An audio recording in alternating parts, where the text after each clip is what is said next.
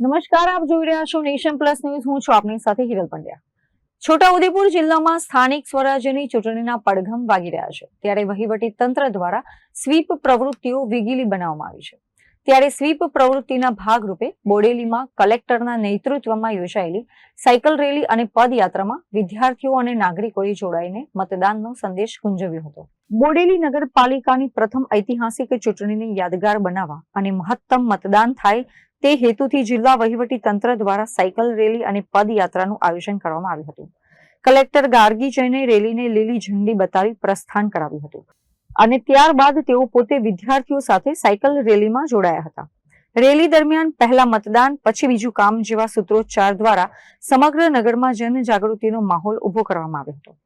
Sweep nodal અધિકારી આનંદકુમાર પરમારના સંકલન હેઠળ યોજાયેલી આ રેલીમાં મોટી સંખ્યામાં શૈક્ષણિક સંસ્થાઓ અને સ્થાનિક નાગરિકો સહભાગી થયા હતા.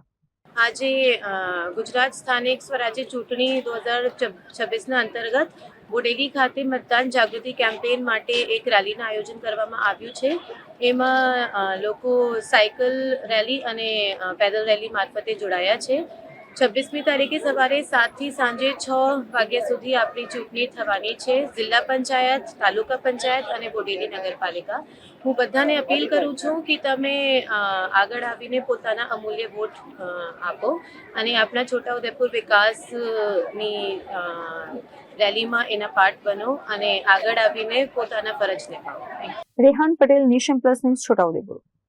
સમાચારોના સતત અપડેટ મેળવવા માટે અમારી નેશન પ્લસ ન્યૂઝની યુટ્યુબ ચેનલને સબસ્ક્રાઇબ કરો, બેલ આઇકન દબાવો અને જોડાયેલા રહો ફેસબુક, ઇન્સ્ટાગ્રામ અને ટ્વિટર પર.